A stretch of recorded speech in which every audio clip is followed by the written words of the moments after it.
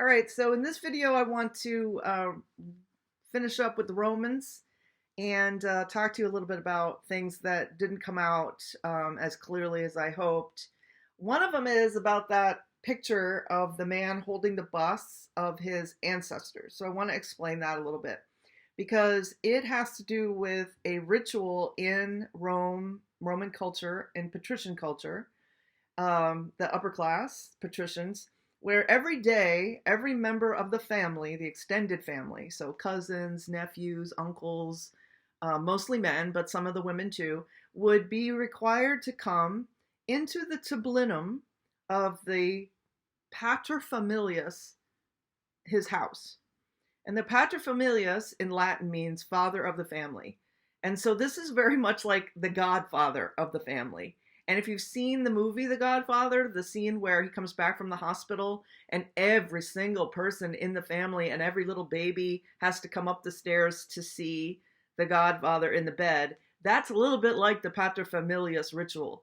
He is the paterfamilias and everybody has to come and see him. That's just part of showing respect for the leader of the family.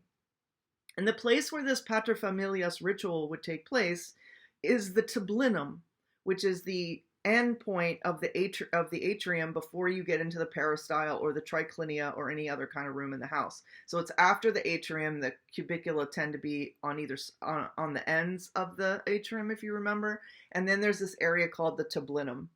And that's also where they put the busts of the ancestors. So it's like so when you come, like if you're also, this is also where the patrician, the paterfamilias, the head of the family, would have his business meetings. So you would have a meeting and the person who is meeting with you would see all of your ancestors on the wall. And I also was trying to get you to see, like, why would that guy be holding two busts of his ancestors? Like, is that just something you do? Like, we just walk around with these? And what that was a ritual, again, of a funerary ritual. So when a leader of the family would die, the family would, in a procession with the body, to the forum. There was a particular place in the forum near the rostra, which was the podium where speeches were made. There would be an elegy or speeches for the dead, and the procession would hold all of the previous deceased ancestors with the busts. So it was like all of the family, even the dead, were processing with this member of the family who is just deceased. And one of the reasons why they use that style of verism is because it's really important that you show what the person really looked like.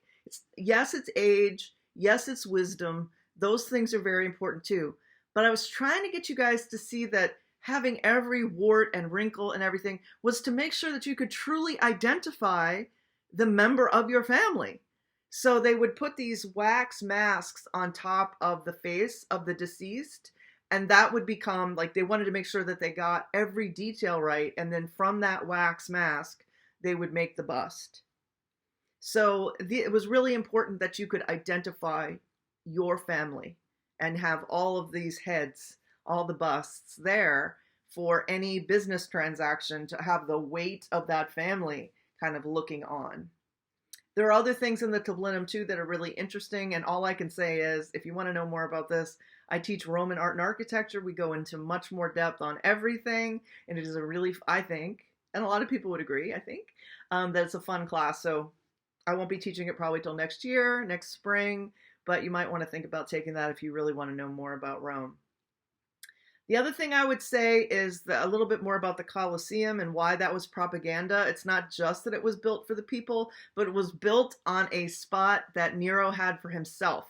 He built himself his own private lake on that land that had been burned in the fire of Rome. I think the fire was like 68 or something CE, maybe not. It's around then, 72 something, around that time.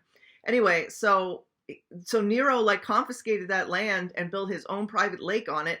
And you can imagine the Romans were like walking by land that used to be theirs, and now it's a lake only for Nero. Nero and his lake. So Vespasian is so smart. As soon as he becomes the emperor, he drains the lake and builds a building on it that's for the people. So, yes, building a building for the people is very much a propagandistic message, but the spot had even more of a propagandistic message. Like, Nero was for himself. I, Vespasian, am for you, the people of Rome. See, I'm giving you an amphitheater. Aren't I great? So it's definitely, and he left the colossal statue of Nero next to it so that the comparison could be made very clear to the people of Rome. And that's why it's called the Colosseum, is because it was by the Colossus of Nero that stood next to it. And there are coins that show the statue next to the Colosseum, so we know it was there. So those are two things that I wanted to clear up. I'm sure there are other things that I would rather tell you, but I don't want to go over 6 minutes, and I'm going to go over 6 minutes. So let me end right now at 6 minutes. And as usual, if there are any questions, any issues, Andy is here. I am here. Last module. So let me have 3 learning journals from all of you in the module, and don't wait to the last minute on the discussion forums and talk to each other. It's the whole point of it. So let's do a great job, all of you, on this last module. Woo! Bye.